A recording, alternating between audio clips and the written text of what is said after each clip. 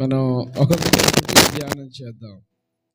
గలతీ పత్రికలో అనేకమైన పాఠాలు మనము వింటూ ఉన్నాం. మరి 3వ అధ్యాయాన్ని ప్రారంభించాం. సుమారుగా 18 వచనాల వరకు 3వ అధ్యాయాన్ని మనం ధ్యానం చేసి ఉన్నాం. ఈ దినమందు 19వ వచనం నుండి ఇక చివరి వరకు ఒకే విషయాన్ని ఈ వచనాలన్నీ కూడా మనకి తెలియజేస్తూ ఉంటాయి. 19వ వచనం నుండి చివరి వరకు చదువుకుంటే చదువుతామా? చదువు. అలాగైతే ధర్మశాస్త్రం ఎందుకు ఎవనికి ఆ వాగ్దానం చేయబడునో ఆ సంతానము వచ్చే వరకు అది అతిక్రమమును బట్టి దానికి తరువాత ఇయ్యబడెను. అది మధ్యవర్తియత దేవదూతల ద్వారా నియమింపబడెను. మధ్యవర్తి యొక్కనికి మధ్యవర్తి కాడు గాని దేవుడొక్కడే. ధర్మశాస్త్రము దేవుని వాగ్దానములకు విరోధమైనదా? అట్లనరాదు. జీవింపచేయ శక్తిగల ధర్మశాస్త్రం ఇయ్యబడి ఉన్న ఎడల వాస్తవముగా నీతి ధర్మశాస్త్ర మూలముగానే కలుగును గాని యేసుక్రీస్తు నందలి విశ్వాస మూలముగా కలిగిన వాగ్దానము విశ్వసించు వారికి అనుగ్రహింపబడినట్లు లేఖనము అందరికిని పాపంలో బంధించెను. విశ్వాసము వెల్లడి కాకమునుపు ఇక ముందుకు బయలుపరచబడబోవు విశ్వాసం అవలంబింపవలసిన వారుగా చెరలో ఎంచబడినట్టు మనము ధర్మశాస్త్రమునకు లోనైన వారమైతిమి. కాబట్టి మనము విశ్వాస మూలమున నీతిమంతులమని తీర్చబడినట్లు క్రీస్తునొద్దకు మనలను నడిపించుటకు ధర్మశాస్త్రము మనకు బాలశిక్షకుడాయను. అయితే విశ్వాసము వెల్లడాయను గనుక ఇక బాలశిక్షకుని క్రింద ఉండము. యేసుక్రీస్తునందు మీరందరూ విశ్వాసము వలన దేవుని కుమారులై ఉన్నారు. క్రీస్తులోనికి బాప్తిస్మము పొందిన మీరందరూ క్రీస్తును ధరించుకొని ఉన్నారు. ఇందులో యూదుడని గ్రీసు దేశస్థుడని లేదు, దాసుడని స్వతంత్రుడని లేదు, పురుషుడని స్త్రీ అని లేదు. యేసుక్రీస్తునందు మీరందరూ ఏకముగా ఉన్నారు. మీరు క్రీస్తు సంబంధులైతే ఆ పక్షమందు అబ్రహాము యొక్క సంతానమై ఉండి వాగ్దాన ప్రకారము వారసులై ఉన్నారు. దేవునికి మహిమ కలుగునుగాక. మీరు క్రీస్తు సంతానమైతే ఆ పక్షమందు అబ్రహాము యొక్క సంతానమై ఉండి వాగ్దాన ప్రకారంగా వారసులై ఉన్నారని ఈ యొక్క అధ్యాయాన్ని ముగించడం జరిగింది. అబ్రహాము యొక్క సంతానమై ఉండి ఆ ప్రకారంగా వారసులై ఉన్నారు. ఎవరి సంబంధులైతే? మీరు క్రీస్తు సంబంధులైతే. ఆమె చెబుదా? క్రీస్తు సంబంధులమైతే మనం ఏమవుతున్నాం? వారసులం. ఎవరికి వారసులం? అబ్రహాముకు చేయబడిన ఆశీర్వాదానికి, అబ్రహాముకు చేయబడిన వాగ్దానానికి మనము కూడా ఏమవుతాం అంటే వారసులు అవుతాం. ఒకే విషయాన్ని ఈ వచనాలన్నీ కూడా మనకి భావం ఒకటే తెలియజేస్తున్నది. ఒక్కొక్క విషయాన్ని మనం జ్ఞాపకం చేసుకుంటూ వెళ్తాం. అలాగైతే ధర్మశాస్త్రం ఎందుకు? ఆ పై చెప్పబడిన విషయాలన్నీ కూడా చాలా విషయాలు చెప్పాడు. అలాగైతే ధర్మశాస్త్రం ఎందుకు? ఎవరికి ఆ వాగ్దానం చేయబడినో ఆ సంతానం వచ్చే వరకు అది అతిక్రమమును బట్టి దానికి తర్వాత ఇవ్వబడిన మధ్యవర్తి చేత దేవదూతల ద్వారా నియమింపబడెను. దేవునికి మహిమ కలుగును గాక. అలాగైతే ధర్మశాస్త్రం ఎందుకు? ధర్మశాస్త్రం మరి ఎందుకు? ఇప్పుడు మోషేగా పౌలు గారు చెబుతున్న మాటల్లో ఏంటి అంటే ధర్మశాస్త్రంతో మనకి అవసరత లేదు. ధర్మశాస్త్రం వలన ఏ వ్యక్తి కూడా నీతిమంతుడిగా తీర్చబడలేడు. ధర్మశాస్త్రం కాకుండా మనం క్రీస్తు ద్వారానే మనం నీతిమంతుడిగా చేయబడుతున్నాం అని చెప్తూ ఉన్నాడు. మరి అలాగైతే ధర్మశాస్త్రం ఎందుకు? అది ఇక్కడ ప్రశ్న ఏంటి? అలాగైతే ధర్మశాస్త్రం ఎందుకు అనే ప్రశ్న మార్క్ ఉంది కదా. ధర్మశాస్త్రం ఎందుకు అని అంటే చెప్తూ ఉన్నాడు. రోమపత్రిక 3వ అధ్యాయము 20వ వచనం. ధర్మశాస్త్రం ఎందుకో, ధర్మశాస్త్రము మోషే ద్వారా ఎందుకు ఇవ్వబడిందో ఆ విషయాన్ని ఇక్కడ చెప్తున్నాడు. చదవమ్మా. ఎలయనగా ధర్మశాస్త్ర సంబంధమైన క్రియల మూలముగా ఏ మనుషులు కూడా ఆయన దృష్టికి నీతివంతులను ఎవరు కూడా తీర్చబడ నేరరు. ధర్మశాస్త్రం వలన పాపం అనగా ఎట్టిదో తెలియబడింది. అంతే. ధర్మశాస్త్ర సంబంధమైన క్రియల మూలంగా ఏ మనుషులు కూడా నీతివంతుడిగా తీర్చబడి, కానీ మరి ధర్మశాస్త్రం ఎందుకు? పాపం అంటే ఏంటో ధర్మశాస్త్రం బయలుపరుస్తూ ఉంది. ఎలాగ మనం భూమి మీద జీవించాలో, ఏ విధమైన సంబంధము కలిగి ఉండాలో ఈ ధర్మశాస్త్రము పాపాన్ని బయలుపరుస్తూ ఉంది, పాపాన్ని బయటకు తీస్తూ ఉంది.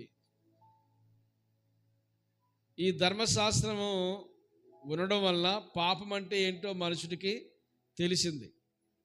అంతే కదా. చట్టం ఉన్నప్పుడే అది తప్ప రైటా? చట్టం ఉంటేనే తప్పు రైటు. చట్టం లేకపోతే తప్పు అని ఎలా నిర్ధారణ చేయగలం? చట్టం చేయబడినప్పుడు చట్టపరమైన రీతిలోకి మనం ఉల్లంఘించి దానికి విరుద్ధంగా నడిస్తే అది తప్పు అయింది. అలాగే ధర్మశాస్త్రం ఉంది, అది ఎందుకో తెలుసా? పాపం అంటే ఏంటో మనుషులకు బయలుపరచడానికి మాత్రమే. అంతేగాని ఈ యొక్క ధర్మశాస్త్రం మనుషుల్ని నీతిమంతుడిగాను పరిశుద్ధుడిగాను ఆ ధర్మశాస్త్రం చేసే శక్తి దానికి లేదు. పాపం అంటే ఏంటో బయలుపరుస్తూ ఉంది. ధర్మశాస్త్రం అనేది ఒక కొలబద్ద లాంటిది. ఒక కొలబద్ద అంటే పాపం అంటే ఏంటో అది చూపిస్తూ ఉంది, అంతే. ఇప్పుడు వీళ్ళు ఈ గలలియ ప్రాంతంలో ఈ గలలియ ఏ పత్రిక ఇది? గలతీయ ప్రాంతంలో ఉన్న ఈ యొక్క ప్రజలు ధర్మశాస్త్రంకి బేస్ అయిపోతున్నారు. ఇంకా యేసుక్రీస్తు ప్రభు నమ్మినా కానీ మన ధర్మశాస్త్రాన్ని హైలైట్ చేసుకోవాలి, ధర్మశాస్త్రాన్ని పాటించాలి. ధర్మశాస్త్రం యొక్క ఉత్సవ కాలాలు, నియామక దినాలు, ఇవన్నీ కూడా పండగ దినాలు, ఇవన్నీ కూడా మనం పాటించుకుంటూ ఉంటేనే మనకు ముక్తి దొరుకుతుంది, మన నీతిమంతులుగా తీర్చబడుతున్నాను.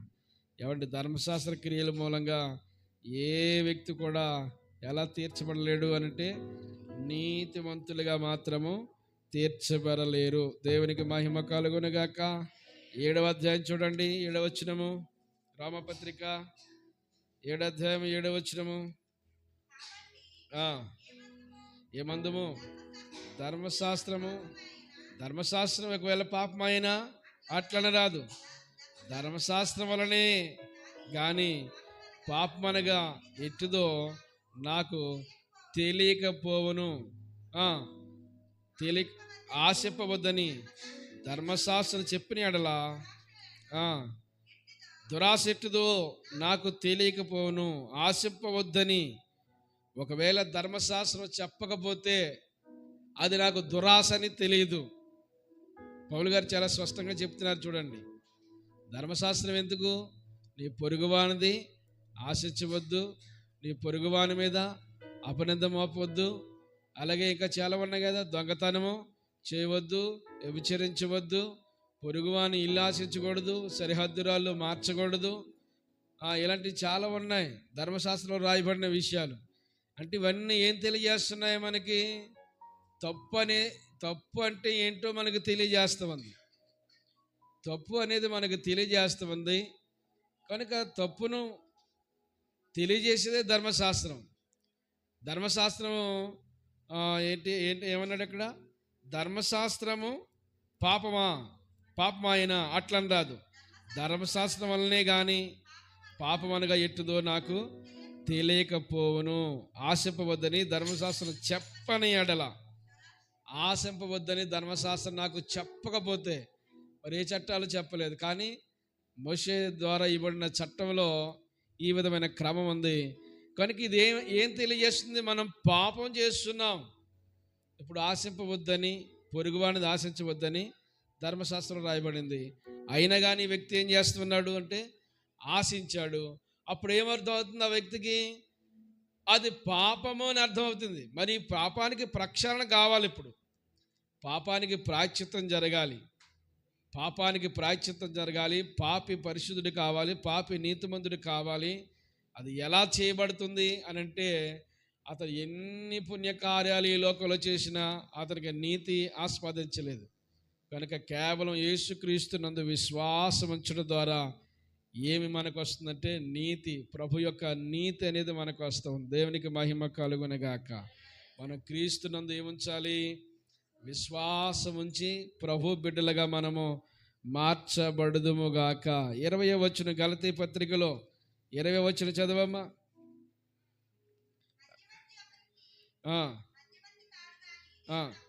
దేవుడు ఒక్కడే.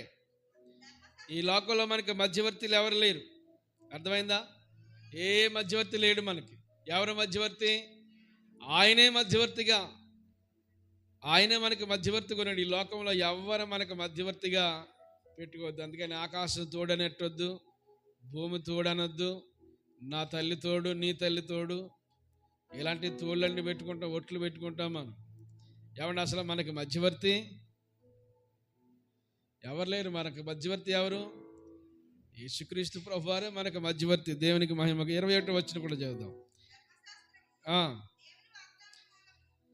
ధర్మశాస్త్రము దేవుని వాగ్దానములకు విరోధమైనదా? చూసారా? ధర్మశాస్త్రం దేవుని వాగ్దానాలకు విరోధమైనదా? అట్లా అనరాదు. జీవింపచేయ శక్తి గల ధర్మశాస్త్రం ఇయ్యబడి ఉన్న ఎడల వాస్తవంగా నీతి ధర్మశాస్త్ర మూలముగానే కలుగును గాని యేసుక్రీస్తు నందలి విశ్వాస మూలముగా కలిగిన వాగ్దానము విశ్వసించి వారికి అనుగ్రహింపబడినట్లు లేఖనము అందరినీ పాపములో బంధించును. దేవునికి మహిమ కలుగును గాక. లేఖనము అంటే లేఖనాలు మనకి ఏం గుర్తు చేస్తున్నాయి? మనం పాపి అనే విషయాన్ని మనకు గుర్తు చేస్తున్నాయి. అందుకనే కొరింథీ రామపత్రిక 3వ అధ్యాయంలో ఉంటుంది కదా, నీతిమంతుడు లేడు, ఒక్కడు లేడు, అందరూ కూడా పాపం చేసి దేవుడు అనుగ్రహించే మహిమను పొందలేకపోతున్నారు. అంటే లేఖనం మనకేం తెలియజేస్తుంది? లేఖనం అంటే ఏంటి? లేఖనం అంటే వాక్యం. కనుక ఈ లేఖనాలు మనం ప్రతిరోజు ధ్యానం చేయాలి. లేఖనాలు, బైబిల్ ఎందుకో తెలుసా? మన ప్రార్థనకి రావడానికి కాదు బైబిల్. చాలామంది బైబిల్ ఎందుకు అనుకుంటున్నారు? ప్రార్థనకి రావడానికేమో బైబిల్ అనుకుంటున్నారు. అయ్యో, ఈరోజు ప్రార్థనకు వచ్చిన బైబిల్ అసలు చేతులు లేదు. బైబిల్ లేకపోయినా కానీ ప్రార్థన రావచ్చు. బైబిల్ ప్రార్థనకి రావడానికి బైబిల్ ఏం అవసరం లేదు నీకు. మరి బైబిల్ ఎందుకు? లేఖనాలు ధ్యానం చేయడానికి, లేఖనాలు చదివించుకోవడానికి, లేఖనాలు మనం తెలుసుకోవడానికి, ధర్మశాస్త్ర గ్రంథాన్ని, దేవుని వాక్యాన్ని మనం ఏం చేస్తూ ఉండాలి? ప్రతిరోజు ధ్యానం చేస్తూనే ఉండాలి. దేవునికి మహిమ కలుగును గాక. లేఖనాలు మనకేం తెలియజేస్తున్నాయి? మనం పాపి అనే విషయాన్ని, లేకపోతే మనం పాపం చేసామన్న విషయాన్ని మనకి జ్ఞాపకం చేస్తూ ఉన్నాయి. కనుక మనం పాపము చేస్తున్నాం, దేవునికి విరోధంగా నడుస్తున్నాం, దేవునికి విరోధంగా వెళ్తున్నాం అనే విషయం మనకు అర్థమైనప్పుడు మన అతిక్రమ దోషములన్నీ మనం విడిచిపెట్టాలి.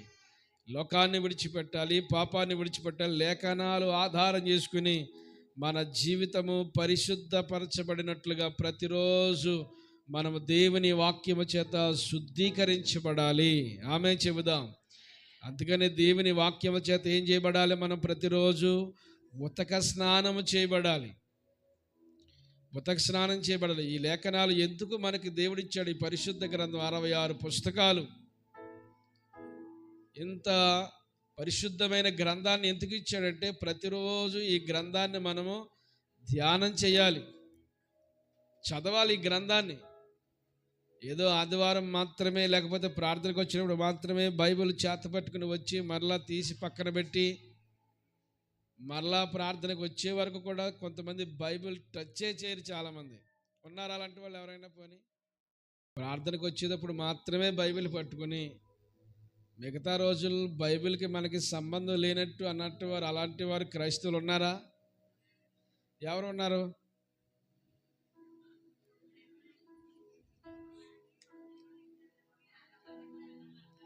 కనుక ప్రతిరోజు ఈ గ్రంథాన్ని చదివించుకోవాలి. ఆమెన్. మా అన్నయ్య చెప్తే ఉండేవాడు అప్పుడప్పుడు. మా అన్నయ్యకి ఒక 10 వయసులో 20 వయసులో పావలయో ఇచ్చి మా అమ్మమ్మ బైబిల్ చదివించుకునేదంట. ఆవిడకి బైబిల్ చదివి పెడుతుంటే దేవుడు ఆయన జీవితాన్ని మార్చాడు. స్తోత్రం కలుగుగాక. చదివేటప్పుడు అవును బాబా, అవును బాబా, అవును బాబా అని అలాగా వింటా ఉండేదండి. కాబట్టి గ్రంథాన్ని ఏం చేయాలి? చదివించుకోవాలి. ఎప్పుడైనా ట్రై చేశారు? పోనీ నేను ఇన్నిసార్లు చెప్పాను. చదువు రాని వాళ్ళు ఎవరైనా, నేను చాలా మార్లు చెప్పాను, ఎప్పుడైనా ఈ బైబిల్ గ్రంథాన్ని చదివించుకున్నారా ఎవరి చేత? ఎప్పుడైనా అసలు ఎప్పుడైనా ట్రై చేశారా? అనిపించిందా? ఎప్పుడు అనిపించలేదు.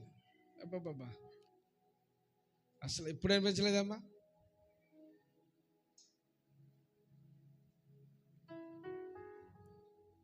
ఎప్పుడు అనిపించిందా? మరలా అడుగుతున్నాను అమ్మా, ఎప్పుడైనా అనిపించిందా?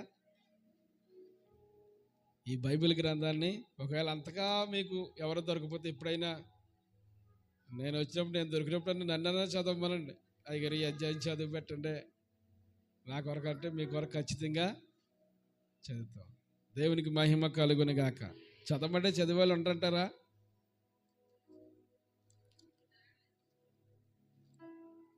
ఏమా, చదవమంటే చదివేవాళ్ళు ఉండంటారా? ఎంత అడక్క కూర్చుంటే ఏదో పిచ్చపాటి మాట్లాడుకుంటారు. అలా కాకుండా నా కొరకు ఈ అధ్యాయం చదివిపెట్టక్క ఒకసారి అంటే ఖచ్చితంగా ఏం చేస్తుంది? అక్క చదువుతాడు. దేవునికి మహిమ కలుగును గాక. అలాగా దేవుని వాక్యాన్ని మనము ఎక్కువగా వినాలి, ఎక్కువగా చదవాలి. దేవుని వాక్యం చదివితేనండి మన మనసులో ఉన్న వేదనంతా రిమూవ్ అయిపోద్ది. స్తోత్రం కలుగును గాక. మన మనసంతా తేలికైపోద్ది. దేవుని వాక్యమే మనల్ని ఆదరించాలి కానీ మనుషులు ఎవ్వరూ మనల్ని ఆదరించలేరు.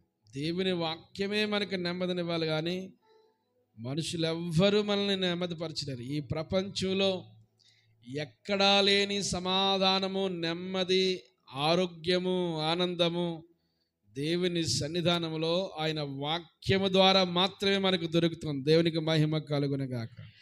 కనుక లేఖనాలు మనం ఆధారం చేసుకోవాలి. లేఖనాల ద్వారా మనము జీవించాలి. లేఖనాలను పరిశోధన చేయాలి.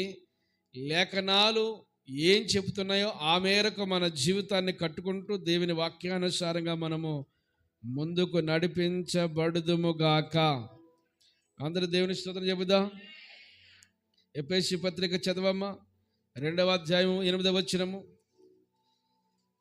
2వ అధ్యాయం 8వ వచనము. మీరు విశ్వాసము ద్వారా ఎలాగా కృపచేతనే రక్షింపబడి ఉన్నారు. ఇది మీ వలన కలిగినది మాత్రం కాదు.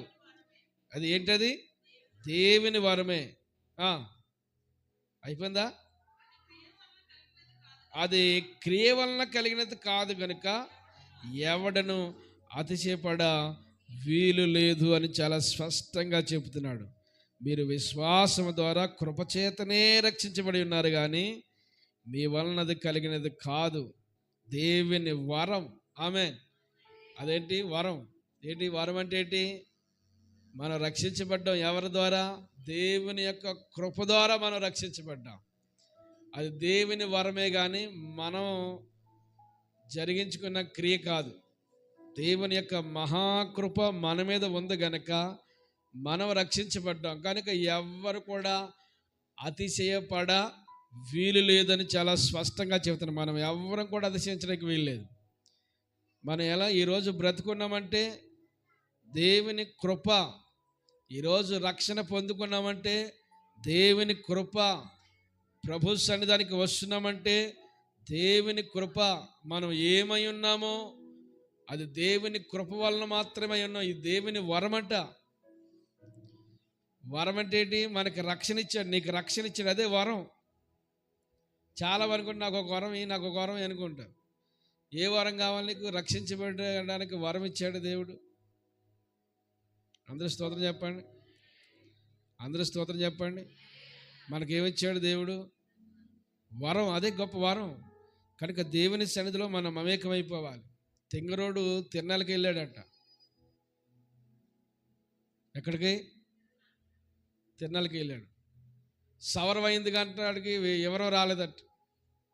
సవరం తెలుసు కదా, సవరం అయింది కానీ ఏమి రాలేదు.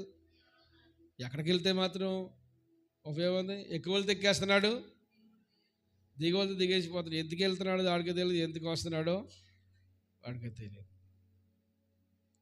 కనుక వరం అంటే ఏంటి? నాకు ఏదన్నా ఒక వరం ఆకాశం నుంచి ఊడు పడి వచ్చేలాగా సహాయం చేయని కొంతమంది ఆశపడతాం. వరం అంటే ఏంటి తెలుసా? మన రక్షించబడ్డాం. ఆమేన్. మన ఆత్మ రక్షించుకునే గొప్ప మార్గాన్ని దేవుడు మనకి ఇచ్చాడు, ద్వారం తెరిచాడు. ఈ భూలోకంలో సంపాదించుకుంటామా, ఉంటామా, తింటామా అనేది పక్కన పెట్టండి. మనం నరకానికి వెళ్ళిపోకుండా దేవుడు నీకు ఒక వరం ఇచ్చాడు. స్తోత్రం కలుగును గాక. ఈ వరాన్ని దేవుడు, అందుకనే దేవుడు మనకిచ్చిన ఈ రక్షణ అనుదినం మనం భయముతోనూ వణుకుతోనూ దీన్ని ఏం చేస్తూ ఉండాలి? కాపాడుకోవాలంట. రక్షణ కాపాడుకోవాలి. రక్షణ కాపాడుకోకపోతే రక్షణ ఏమైపోద్ది? మన యొద్ద నుండి వెళ్ళిపోద్ది. ఒక వ్యక్తి యెరూషలేము నుండి యెరికోకు దిగెళ్ళిపోతున్నాడు. ఎక్కడికి? యెరికోకు దిగెళ్ళిపోతున్నాడు. దిగి వెళ్ళిపోతూ దొంగల చేతికి చిక్కాడు. చితకా బతక అతన్ని కొట్టారు, తన వస్త్రాలు దోచుకున్నారు, కొర ప్రాణంతో విడిచిపెట్టి వెళ్ళిపోయారు. ఏం దోచుకున్నారు? వస్త్రాలు అనాలి. ఏం దోచుకున్నారు? వస్త్రాలు అంటే రక్షణకు సాదృశ్యం. సాతాను చేతికి చిక్కితే ఏం దొంగిలిస్తారో తెలుసా? మొట్టమొదటిగా మన రక్షణ దొంగిలం చేస్తాడు. ఆమేన్, ఆమేన్. నీ వస్త్రాలు ఎవరో పట్టిపోయి నీకు కలర్ రాకూడదు. బట్టలు లేకుండా తిరిగినట్టు మనకు కలర్ రాకూడదు. మన వస్త్రాలు మనం ఏం చేస్తూ ఉండాలి? ప్రతిరోజు కాపాడుకుంటూ ఉండాలి. దేవునికి మహిమ కలుగును గాక. అందరూ స్తోత్రం చెప్పండి. మరొకసారి గట్టిగా స్తోత్రం చెప్పండి. కనుక దేవుడు మనకిచ్చిన ఈ రక్షణ ఏం చేయాలి? మనం ఇప్పుడు దినదినము భయముతో వణకుతో ఈ రక్షణ మనం కాపాడుకోవాలి. తెలుసా? కాపాడుకోకపోతే ఏమవుద్ది? పోతుంది. అపవాది వాడు మన చుట్టే కదా ఉంటాడు. వాడికి వేరే పని ఉండదు కదా. గుమ్మములో తమ విరోధులతో ఏం చేస్తాడంటే వాడు, అంటే ఎక్కడున్నాడు? వాడు గుమ్మములోనే ఉన్నాడు. మనం బయటికి వెళ్ళినప్పుడల్లా మనతో లోపలికి వచ్చేయడం చూస్తుంటుంటాడు. ఏదో ఒకటి తెచ్చుకుంటాం మనం. అపవాది మన దగ్గరికి వచ్చేట మన జీవితాలకి నెమ్మది లేకుండా చేస్తాడు. అందుకని అపవాదిని ఎదిరించండి, అప్పుడు వాడు మీ యొద్ద నుండి పారిపోతాడు. దేవునికి మహిమ కలుగును గాక. వాడు పోయాడంటే మనం ప్రశాంతంగా ఉంటాం. వాడు మన దగ్గర ఉన్నాడంటే మనకి కలవరం. కనుక అపవాది సంబంధించిన ఏ వస్తువు మన దగ్గర లేకుండా మనం జాగ్రత్త పడుదుముగాక. దేవుని వరం కనుక ఎవరు అతిశయించడం వీల్లేదు. నేను రక్షించబడ్డానంటే నా గొప్పతనము, నేను చేసిన త్యాగాన్ని బట్టి ఈరోజు నేను రక్షించబడ్డానంటే కొంతమంది చెప్తారు. దేవుడే నా దగ్గరికి దిగి వచ్చి పలారోజు ఏం జరిగిందంటే చెప్తారు కొంతమంది. మన గొప్పతనం ఏం కాదు. అవునా కదా? మన గొప్పతనం ఏం కాదు. దేవుని యొక్క కృప మహాదైశ్వర్యం చెప్పున ఈరోజు మనం అందరం రక్షించబడ్డాం. దేవునికి మహిమ కలుగును గాక. ఒకే ఒక కాన్సెప్ట్ పెట్టుకోవాలి. మనము ప్రధానంగా ఈ రక్షణ మనం కాపాడుకోవాలి. ఈ భూలోకంలో ఏమున్నా ఏమి లేకపోయినా పర్వాలేదు, కానీ రక్షణ మాత్రం, ఈ వరాన్ని మాత్రం మనం కాపాడుకోవాలి. అది పోకుండానే. ఏం పోయినా పర్వాలేదు, ఆస్తి పోయినా పర్లేదు, ఆరోగ్యం పోయినా పర్లేదు, అంతస్తులు పోయినా పర్లేదు, భూమి పోయినా పర్లేదు, ఇల్లు పోయినా పర్లేదు, వ్యాపారం పోయినా పర్లేదు, ఏం పోయినా, కళ్ళు పోయినా పర్వాలేదు. చాలా భయంకరంగా ఉంది కదా ఈ మాట. ఏం పోయినా పర్లేదు. అందుకని నీ కుడుకొను నిన్ను అభ్యంతర పరిస్థితి అందుకే అన్నాడు. ఏం చేయమన్నాడు? దాన్ని పిరికిపోయి ఏం పోయినా పర్వాలేదు, కానీ ఏం పోకూడదు? రక్షణ మన యొద్ద నుండి పోకూడదు. దేవునికి మహిమ కలుగును గాక. అది దేవుని యొక్క వరం అని చెప్పండి. అదేం పెద్ద వరం అన్నట్టు ఏం కనపడతలేదు మీ దగ్గర. అదేంటి? దేవుని యొక్క వరం. రక్షణ కొరకు పడుకాపులు కాయాలి, రక్షణ కొరకు కన్నీరు కార్చాలి, రక్షణ కొరకు ఉపవాసం ఉండాలి, రక్షణ కొరకు ఆకలి దప్పికలు అనిపించాలి, రక్షణ కొరకు ఎన్ని నిందలైనా మోయాలి, రక్షణ కొరకు ఒకవేళ కొన్ని సందర్భాల్లో ఎంత నష్టానికైనా మనము వెళ్ళవలసిన సందర్భం వస్తుంది. కానీ ఎన్ని పోయినా పర్వాలేదు, కానీ రక్షణ మాత్రం మన యొద్ద నుండి పోకుండా మనం కాపాడుకుందుముగాక. అందుకనే మీకు ఇవ్వబడిన రక్షణ దినదినము భయముతోనూ వణకుతోనూ దీన్ని ఏం చేస్తూ ఉండాలి? మనము కాపాడుకుంటాం. ఇంకా కిందకి ఏముంది చదువమ్మా, కిందకేముంది చదువు. బేసి కాదు, ఇక్కడే గలతీ పత్రిక 22 నుంచి. క్రీస్తు యేసునందలి విశ్వాస మూలముగా కలిగిన వాగ్దానము విశ్వసించి వారికి 23 విశ్వాసము వెల్లడి కాకమునుపు ఇక ముందుకు బయలుపరచబడబోవు విశ్వాసము అవలంబించవలసిన వారముగా చెరలో ఉంచబడినట్టు ధర్మశాస్త్రమునకు లోనైన వారమైతిమి. ఇంకా కిందకి చదువుదాం. కాబట్టి విశ్వాస మూలమున నీతిమంతులమని తీర్చబడినట్లు క్రీస్తు వద్దకు నడిపించుటకు ధర్మశాస్త్రం మనకు బాల శిక్షకుడాయను. దేవునికి మహిమ కలుగునుగాక. క్రీస్తు యొద్దకు మనం నడిపించడానికి ధర్మశాస్త్రం మనకి ఏమైందంటండి? బాల శిక్షకుడాయను. ధర్మశాస్త్రం ఎందుకు అంటే మనల్ని క్రీస్తుకి నడిపించడానికి. అది మతానుసారమైన ఆచారంలో మనం మగ్గిపోవడానికి కాదు. అర్థమైందా? ధర్మశాస్త్రం ఎందుకు? మతపరమైన హద్దులు పెట్టుకుని మతానుసారమైన సిద్ధాంతాలతో మగ్గిపోవడానికి ధర్మశాస్త్రం ఇవ్వబడలేదు. ధర్మశాస్త్రం ఎందుకు ఇవ్వబడింది? గలతీయులారా, ఈ ధర్మశాస్త్రము మనల్ని ప్రభు దగ్గర, యేసుక్రీస్తు ప్రభు దగ్గరికి నడిపించడానికి ఈ ధర్మశాస్త్రం మనకి బాల శిక్షకుడాయను. ఈ ధర్మశాస్త్రమే మనకు ఒక శిక్షణ. ఎక్కడికి మనల్ని నడిపించడానికి?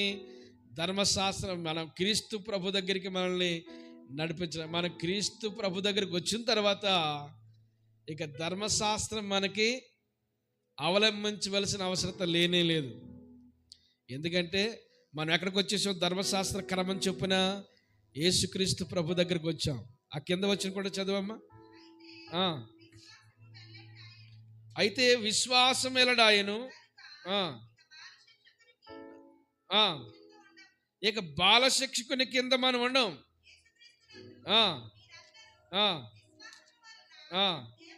దేవుని కుమారులైన. చాలా స్పష్టంగా 26వ వచనంలో చెప్పండి. యేసుక్రీస్తు నందు మీరందరూ విశ్వాసం వలన దేవుని కుమారులు అయిపోయారు. దేవునికి మహిమ కలుగునుగాక.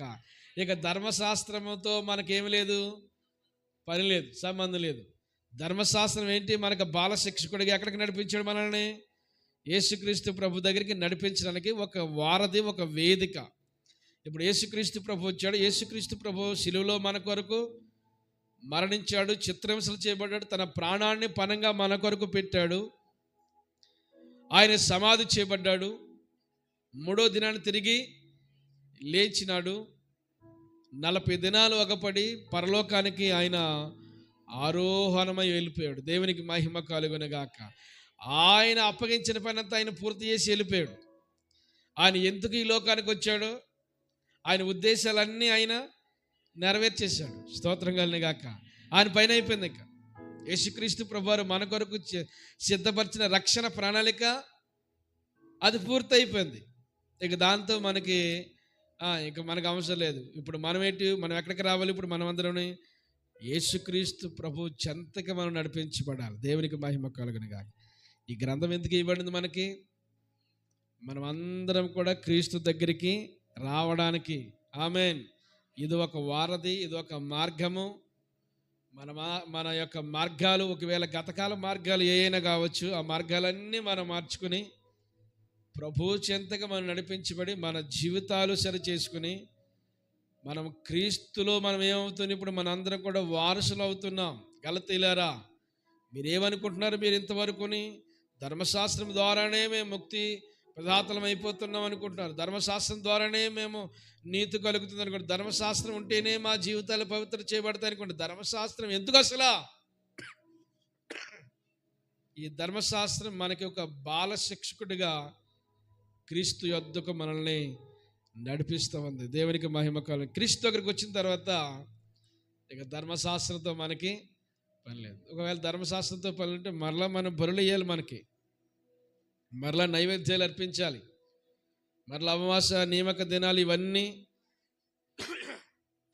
ఉత్సవ కాలాలు ఇవన్నీ మనము పాటించుకుంటూ ఉండాలి. మనం క్రీస్తులోకి వచ్చాం. ఇంకా కింద చదువుదాం. చాలా స్పష్టమైన మంచి మాటలు రాయబడినది. కిందకి చదువు. క్రీస్తులోనికి బాప్తిస్మం పొందిన మీరందరూ క్రీస్తుని ధరించుకుని ఉన్నారు. దేవునికి మహిమ కలుగును గాక. 27 వచనంలో చాలా స్పష్టత ఇస్తున్నాడు చూడండి. ఇక్కడ బాప్తిసాన్ని కూడా పరిచయం చేస్తున్న, క్రీస్తులోనికి బాప్తిస్మం పొందిన మీరందరూ కూడా క్రీస్తుని ధరించుకుని ఉన్నారు. ఆమేన్. ఏం చేశారంటే మనం ధరించుకున్నాం. వస్త్రాలు ధరించుకున్నామా లేదా? ఏం కనపడుతున్నాయి మన మీద? ఇప్పుడు వస్త్రాలు కనపడుతున్నాయి. అంటే మనం మనం మనం ఇప్పుడు ఏం చేయాలి? ఇప్పుడు ఏం చేయబడి ఉన్నాం? క్రీస్తుని ధరించుకుని ఉన్నాం. ఇప్పుడు మనలో ఎవరు కనపడాలి? క్రీస్తే కనపడాలి. ఆయన ధరించుకుంటే ఆయన కనపడతాడు. క్రీస్తులోనికి బాప్తిస్మం పొందిన మీరందరూ కూడా క్రీస్తుని ధరించుకుని ఉన్నారు. ఎంతమంది ఈ రోజున సమాజంలో క్రీస్తుని ధరించుకొని ఆయనకి సాక్షులుగా నడిపించబడుతున్నారు? నా మట్టుకైతే బ్రతుకుడి క్రీస్తే. కలజోడు తీసే మా అమ్మాయికి సైట్దే కదా, పర్లేదు. Okay, God bless you. దేవుని స్తోత్రం కలుగుగా. అందరూ స్తోత్రం చెప్పండి. మరొకసారి స్తోత్రం చెప్పండి. ఏమన్నాను? క్రీస్తులోనికి బాప్తిస్మం పొందిన మనం అందరము కూడా క్రీస్తుని ధరించుకున్నాం. మనలో కనపడవలసింది ఎవరు కనపడాలో తెలుసా? క్రీస్తే కనపడాలి. ఆమె క్రీస్తు నీలో కనపడాలి. క్రీస్తు మాదిరి మనలో కనపడాలి. క్రీస్తులోనికి మనం ఏం చేయబడి ఉన్నాం? బాప్తిస్మం పొందాం. ఎందులోనికి? మతంలోనికి కాదు.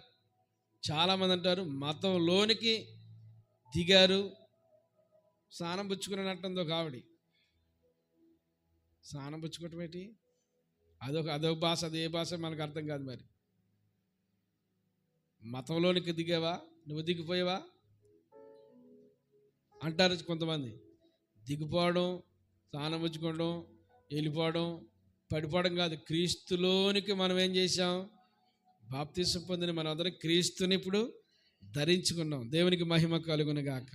ఆ క్రీస్తుని సమాజానికి చూపించిన వారు ఎంతోమంది దేశ విదేశాల్లో, ఎంతోమంది ప్రపంచవ్యాప్తంగా క్రీస్తు కొరకు ఈనాటి వరకు కూడా క్రీస్తుని ధరించుకున్న వారు ఎంతోమంది హింసించబడ్డవారు నేటి సమాజంలో మనకు కనపడుతున్నారండి. చావైతే నాకు మరీ లాభం అనుకుని వారు తనువు చాలించిన వారు ఎంతమంది ఈనాటి వరకు ఇంకా హింసించబడుతూనే ఉంటున్నారు. ఏ రకము చేతనైనా ఒకే ఒక గోలు, క్రీస్తును చూపించాలి. ప్రవీణ్ ప్రగడాల గారు చనిపోయారు. ఆయన బ్రతికి ఉన్నంత కాలం కంటే చనిపోయిన తర్వాతే ఆయన ఎక్కువ మందికి పరిచయం అయ్యాడంటండి. బ్రతుకున్నప్పుడు కొద్దిమందికి, ఆయన చనిపోయాక అనేక మందికి. ఈరోజు ఒక ఆదరణ కూడికి వెళ్ళాం. ఆ ఆదరణ కూడికలో కొంతమంది దైవశాఖలు చాలా విలువైన మాటలు చెప్పారు. కార్య ఆరంభం కొద్దిగా ఉండొచ్చు, కానీ కార్య ముగింపు ఒక ప్రపంచనం. దేవునికి స్తోత్రం కలిగినగాక. అది చాలామంది అనేక రకాలుగా ఒకవేళ దాన్ని అణిచివేయాలి అనే ఒకవేళ ఆలోచన ఉండొచ్చేమో, కానీ దేవుని కార్యాలు బయలుపరచబడడం కొరకే దేవుడు ఆ కార్యాన్ని ఒకవేళ అలా చూస్తూ ఉన్నాడేమో. అక్కడ చనిపోయినప్పుడు ప్రభువు ఆ చోట లేడంటారా? దేవుడు ఎందుకు ఆ మరణాన్ని ఆపు చేయలేదంటే దేవుని మహిమ కొరకే. ఒక 10 years తర్వాత చనిపోవచ్చు, అది పెద్ద ఏం కాదు. ఎంతోమంది అనేకమైన మాటలు నేటి సమాజంలో మనం చూస్తూ ఉన్నాం. ఏమైనా కావచ్చు, ఎప్పటికైనా ఈ లోకంలో మనం ఆ మరణం అనేది తప్పదు. దాన్ని తప్పించుకోవడానికి ఎవరు కూడా సాధ్యపడదు. మన ముగింపు ఎలా ఉందో ఒక్కసారి మనం ఆలోచన చేసుకుందాం. స్తోత్రం కలిగిన గాక. మన ముగింపు ఏ రీతిలో ఉండబోతుందో. ఆరంభము ఒకవేళ చినుకు చినుకు ఉండొచ్చు, కానీ ముగింపు అలాగ ఉండకూడదు. ముగింపు ఒక మహాశక్తిగా మన ముగింపు ఉండాలి. దేవునికి స్తోత్రం కలిగిన గాక. చాలామంది అనేది ఏంటంటే, ఆయనే కనుక ఒక నార్మల్గా చనిపోయి ఉంటే ఆయన మరణము ఈ రోజున ప్రపంచానికి తెలియకపోనేమో. అలా కాకుండా ఇలా జరిగినందుకు ఈ రోజున ప్రభు మహిమార్థంగా ఆ కార్యం ఎలా జరుగుతుంది. ఆయన ఉద్దేశాలన్నీ కూడా ఏమేమి మాట్లాడాలో ఆయన నేర్చుకున్న అనుభవాలన్నీ కూడా యూట్యూబ్లో పెట్టేసి ఉన్నాడంట మొత్తం అంతా. ఇప్పుడు ఆ వాక్యం విని చాలామంది ప్రభావితం చేయబడుతున్నారు. సినీ తారలో చాలామంది సాక్షి కూడా చెప్తున్నారు. అంత మహాజ్ఞానం కలిగిన వాడు. ఆయన చనిపోలేదు, ఇంకా బ్రతికి ఉన్నాడు. ఆయన మాటలు ఇంకా బ్రతికి ఉన్నాయి. అందరిని జీవింపు చేస్తున్నాయి మాటలు. దేవునికి మహిమ కలుగును గాక. ఏమండి, మనము క్రీస్తులోనికి ఏం పొందాం? బాప్తిసం పొందిన మనము క్రీస్తును చూపించాలి, సమాజానికి పరిచయం చేయాలి. ఇదిగో క్రీస్తు ఎవరిలో చూడాలి?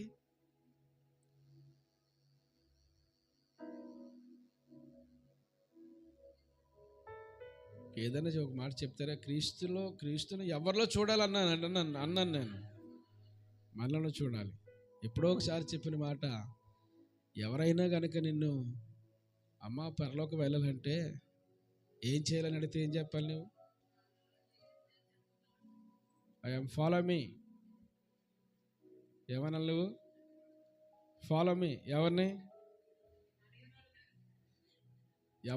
ఏమని అడిగినా, అమ్మ ప్రభువు దేవుని రాజ్యానికి వెళ్ళాలంటే చెప్పినప్పుడే ఫాలో మీ. ఎవరిని? అది వాళ్ళు చూడు వీళ్ళు చూడాలి కూడదు. నన్ను చూడు, ఫాలో. నేను ఎలా జీవిస్తున్నానో నీవు అలా జీవించు. ఖచ్చితంగా నీవు ఎక్కడికి వెళ్ళిపోతావు? పరలోక రాజ్యం నీకు గ్యారంటీ. దేవునికి స్తోత్రం కలిగిన గాక. ఈ మాట చెప్పగలిగిన దమ్ము, ధైర్యము, సత్తా మనం దేవుని సన్నిధానంలో ఈ అనుభవం కలిగి ఉందము గాక. అందరూ దేవుని స్తోత్రం చెబుతాం. క్రీస్తులోనికి బాప్తిసం పొందిన మనము ఏం చేసాం? ఇప్పుడు క్రీస్తుని ధరించుకుని ఉన్నాం. ఇంకా కిందకి ఏమైనా ఉందమ్మా? వచనాలు ఉన్నాయా? అందులో చూడండి, ఇందులో యూదులని కానీ గ్రీస్ దేశస్తులని కానీ అసలు ఏ భేద. యూదులంటే మనకందరికీ తెలుసు, గ్రీస్ దేశస్తుడు అంటే అన్యుడు. ఆ జాతి అని కానీ ఈ జాతి అని కానీ ఈ తెగని కానీ ఆ తెగని కానీ అసలు లేనే లేదు. ఈ రోజున ఒక్క మాట చెప్పి ముగిస్తాను. మన తెలుగు రాష్ట్రాలను పట్టుకుని పీడిస్తున్న జబ్బు ఏంటో తెలుసా? కులం. ఏంటంటే అది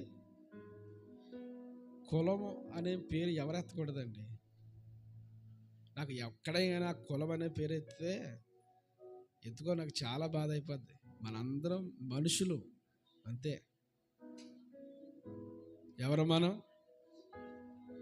కులం పేరు చెప్పి వ్యాపారాలు చేసి, కులం పేరు చెప్పి లబ్ధి పొందడానికి, కులం పేరు చెప్పి బిజినెస్ చేయడానికి, కులం పేరు చెప్పి రాజకీయాలు, కులం పేరు చెప్పి వ్యాపారాలు, కులం పేరు చెప్పి సంఘాలు, కులం పేరు చెప్పి అన్ని కులం కులం కులం కులం కులం కులం పేరు చెప్పి పెళ్ళిళ్ళు. ఆ కులం లేకపోతే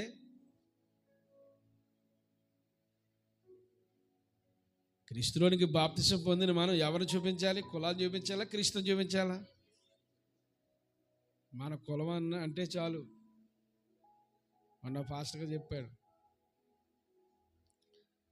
ఆయన ఆ కులం అయినందుకు ఎక్కడో ఒక లోన్కి వెళ్తే వెంటనే గ్రాంట్ అయిపోయిందంట. అవతలోడు కూడా ఆ కులం వాడేనంటాడు. ఏ పట్టుకుని పీడిస్తుంది చెప్పండి ఈ రోజున? అసలు కులం అనే కాన్సెప్ట్ బైబిల్లో ఎక్కడా మనకు దొరకదు. ఈరోజు నీకు కులాలు కూడా ఎక్కువైపోయింది. ఆ కులాల పేరు చెప్పి దేనికి మనం ఏం చేయకూడదంటే సపోర్ట్ చేయకూడదు. అది ఒక పెద్ద బిజినెస్ లాగా, అది ఒక హోదాలాగా ఈ రోజున సమాజంలో ఫీల్ అయ్యి తిరిగేవారు చాలామంది ఉన్నారు. మనం ఎవరిని చూపించాలి? నువ్వు చూపించుకోకూడదు, మనం చూపించుకోకూడదు. ఎవరిని? మరి క్రీస్తుని మనము చూపించాలి. ఆయన ధరించుకుని ఉన్నాం. క్రీస్తులోనికి బాప్తిసం పొందిన మనందరం కూడా క్రీస్తు. ఎందులో యూదుడనే కానీ, గ్రీసు దేశస్తుడే కానీ, దేశ భేదం, వర్గ భేదం, ప్రాంత భేదం, ఏ భేదం లేదు.